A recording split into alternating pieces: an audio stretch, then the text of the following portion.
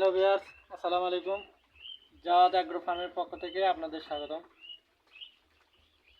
এটা আমার শখের কোয়েল পাখির খামার। আমার কোয়েল পাখির খামারটা খুব ছোট আকৃতির, যা আপনারা দেখতে পাচ্ছেন। মাত্র 81 স্কোয়ার ফিট। আমি প্রাথমিকভাবে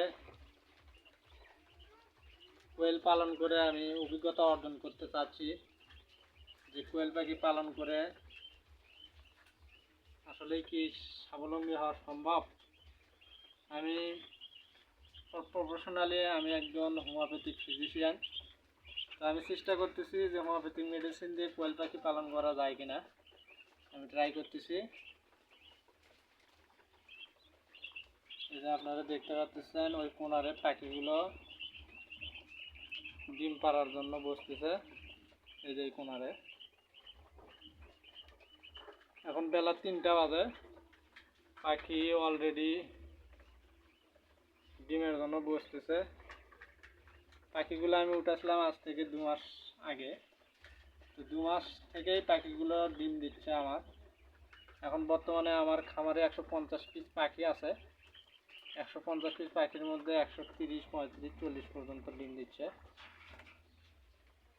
তো এখন অবধি আমার 150 পিস পাখির মধ্যে শুধু গত শীতের শেষের দিকে একটা পাখি শুধু ঠান্ডাজনিত কারণে অসুস্থ হয়েছিল এবং সেটা পরবর্তীতে মারা গেছে। তারপর থেকে আর কোনো প্রবলেম হয়নি। তো পাখি বিষয়ে আমি গবেষণা করতেছি। কোয়েল পাখি অরিজিনাল জাপানি জাতের কোয়েল পাখি নিয়ে আমি হোমিওপ্যাথিক মেডিসিন দিয়ে কীভাবে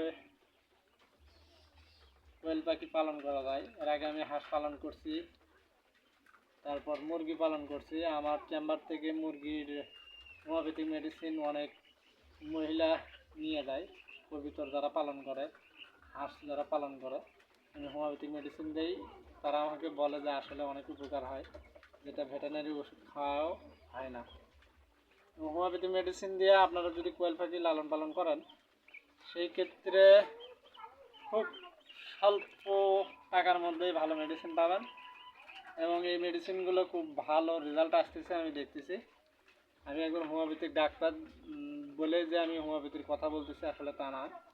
দেখা যায় কিছু কিছু মেডিসিন ভেটেরিনারি দিয়ে কাজ হয় না, সেই ক্ষেত্রে হোমিওপ্যাথিক মেডিসিন আপনারা ট্রাই করতে পারেন, খুব ভালো কাজ করে। আমার পাখিগুলো খুব সুন্দর এবং সুস্থ আছে, আপনারা দেখতে পাচ্ছেন। এই যে আমার ফোনের ক্যামেরাটা প্রবলেম হয়েছে, ঘোলা ঘোলা আসতেছে, একটু ময়লা পড়ছে। সামনের ক্যামেরায় তেমন একটা ক্লিয়ার আসতেছে না, ধুলা পড়ার জন্য ঘোলা ঘোলা লাগতেছে। এই যে দেখেন আমি দুপুরবেলা খাবার দিছি। আর আপনারা খেয়াল রাখবেন যারা খামারি, পানিটা দিনের মধ্যে 3 থেকে 4 বার পরিবর্তন করবেন। পানির মধ্যে ময়লা পড়ে, এই ময়লাগুলো দেখা যায় পাখিগুলো আবার খায়, সেই ক্ষেত্রে পেটের প্রবলেম হয়। পানি যত পরিষ্কার রাখবেন তত আপনার পাখি ভালো থাকবে। এই যে দেখতে পাচ্ছেন। তবে আপনাদের সাড়া পেলে ইউটিউবে আমি যদি সাড়া পাই, আমি একটা ভালো ক্যামেরা কিনবা, সুন্দর করে ভিডিও করবো, আপনাদের দেখাবো প্রতিদিন যে কীভাবে কোয়েল পাখি লালন পালন করলে আপনার দ্রুত স্বাবলম্বী হবেন। আর কোয়েল পাখির ডিমের চাহিদা বাজারে প্রতিদিন বাড়তেছে।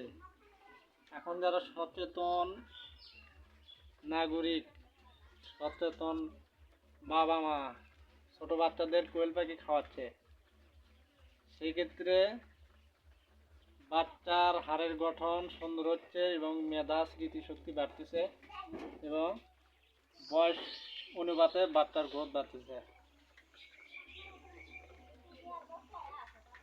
তো এই ছিল আজকের ভিডিওতে হোমিওপ্যাথিক মেডিসিন নিয়ে কোয়েল পাখির লালন পালনের ভিডিও।